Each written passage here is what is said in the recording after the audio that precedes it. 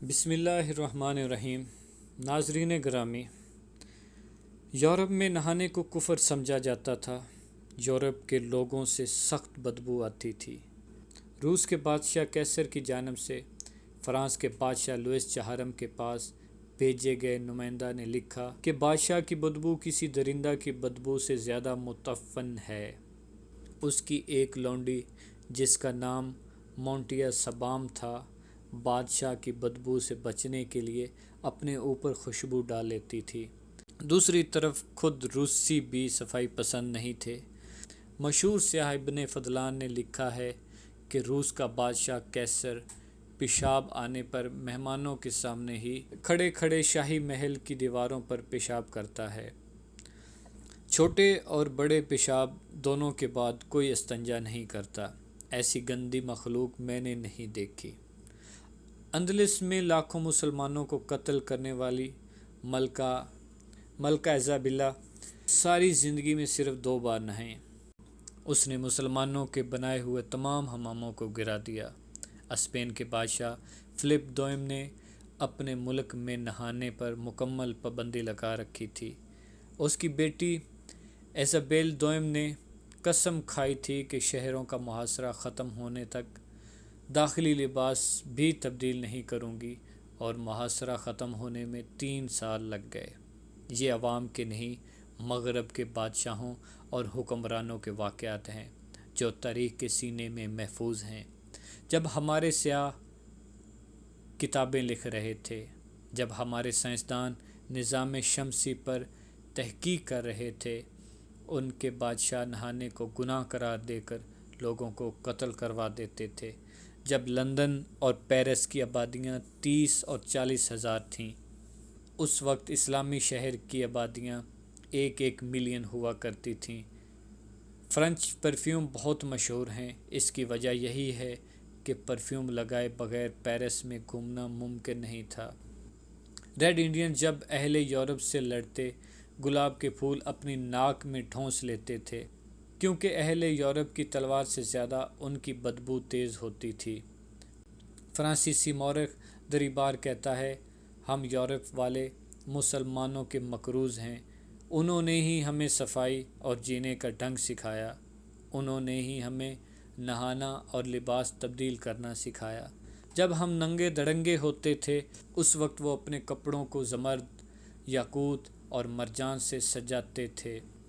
جب یورپی کلیسا نہانے کو کفر قرار دے رہا تھا، اس وقت قرطبہ شہر میں صرف 300 عوامی حمام تھے۔ پھر وقت پلٹا اور ہم سے ہماری سائنس، ہمارا علم، ہماری ترقی کے راز لے گیا۔ ہمیں بدلے میں احساس کمتری دے دی۔ ہمیں فیشن نامی لفظ کے ساتھ بے ہودگی دے دی۔ ہمیں ماڈرن بنانے کے نام پر بے حیائی دے دی۔ ہم نے ان کی دی ہر چیز کو ویلکم کیا جس سے ہم بری طرح تباہ ہو سکتے تھے۔ انہوں نے ہمیں آزادی کا نام اور ساتھ غلط تعبیریں دیں۔ ہم نے اپنے نصابوں میں بغاوت کے اصولوں کو آزادی کے اصول قرار دے کر پڑھانا شروع کر دیا۔ پھر ایسا ہوا کہ ہم نے عیاشی کو کامیاب زندگی سمجھنا شروع کر دیا۔ پھر ایسا ہوا کہ وہ چاند پر جا رہے تھے، ہم تفرقہ پرستی پر بحث کر رہے تھے۔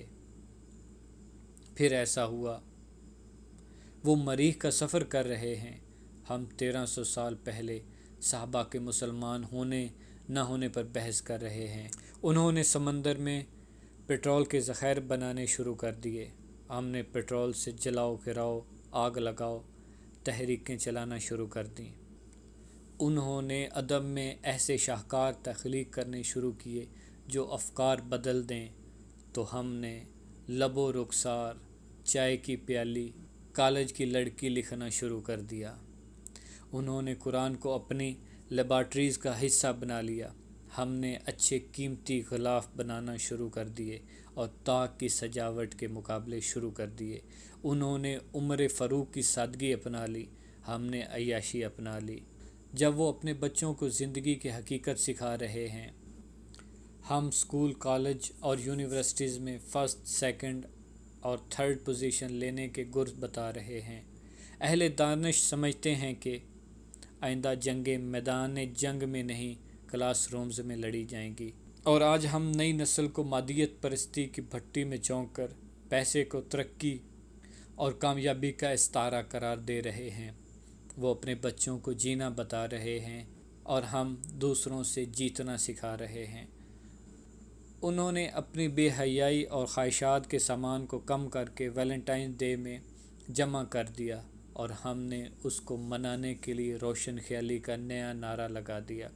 جب وہ شیکسپیئر اور گوٹے کے کلام کو الہامی روحانی کلام ثابت کرنے کی کوشش کر رہے ہیں، عین اسی وقت ہم علامہ اقبال کو مشکل قرار دے کر اپنی نسل کو تن آسان بنا رہے ہیں۔ یہ ہے وقت کا پلٹا جو ہمیں خدا نے نہیں۔ خدا بھی وہی ہے، زمانہ بھی وہی ہے، مگر معیار بدل گئے ہیں۔ اگر کوئی مجھ سے ان حالات کی وجہ پوچھے تو میں اسے علامہ اقبال کی بارگاہ میں لے جاؤں گا اور کہوں جواب شکوہ پڑھیں، ساری بات سمجھ آ جائے گی۔ نصاب کا حصہ بنا لیں، آنے والی نسلیں ضائع ہونے سے بچ جائیں گی۔ Thank you.